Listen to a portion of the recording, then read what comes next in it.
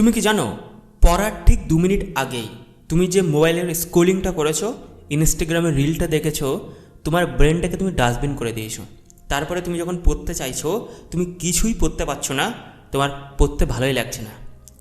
আমাকে অনেক ছাত্ররা বলে যে স্যার আমি পড়তে চাইছি, বাট 2 মিনিট থেকে 5 মিনিট তারপরে আর ভালোই লাগে না, মনে হয় আরেকটু মোবাইল ফোনটা দেখি।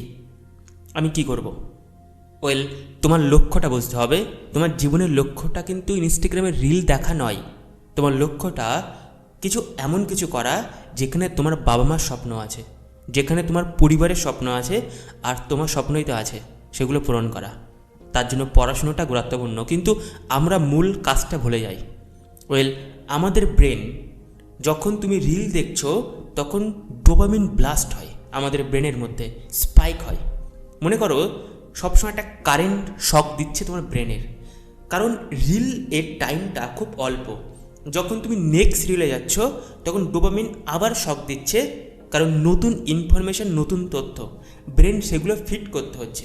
তোমার দেখতে ভালো লাগতে পারে, বাট ব্রেন ক্লান্ত হয়ে যায়। এমন করে করে তুমি 20 থেকে 25 মিনিট রিল দেখেছো, আর 20 থেকে 25টা রিলস হয়ে গেছে। আর এটাকে সায়েন্টিফিকভাবে বলে নিউরো নয়েজ। বেশি অংশ ছাত্ররা নিউরো নয়েসে আটকে থাকে, তার জন্য তাদের পড়াশোনা করতে পারে না। এখন প্রশ্ন উঠতে পারে কিভাবে এই প্রবলেমটাকে তুমি সলভ করবে? তাহলে কমেন্টে লিখতে হবে, কারণ আমি তাদেরকে হেল্প করব যারা ইন্টারেস্ট আছে। কমেন্টে লেখো কেমন প্রবলেম হচ্ছে, প্রবলেমটা ডিটেলসে লিখতে হবে।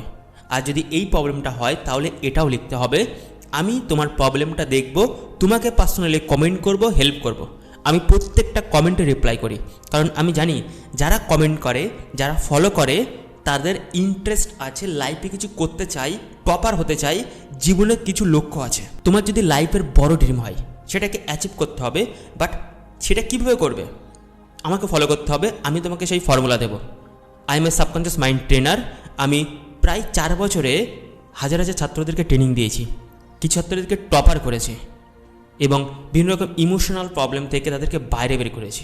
Emotional problem, for example stress, anxiety, depression, frustration, breakup, family problems, emotionally health problem, addiction problem. কারণ আমি এই 1 বছরে, অর্থাৎ 2025 সালে 7টার বেশি বই লিখেছি। আমি দেখাবো এই রিলসে, বেশ কিছুদিন পরেই আসছে। দেখা হচ্ছে নতুন দিন, নতুন একটা ভিডিওতে। তোমার লাইফ চেঞ্জিং হতে পারে। Have a great day. Tata.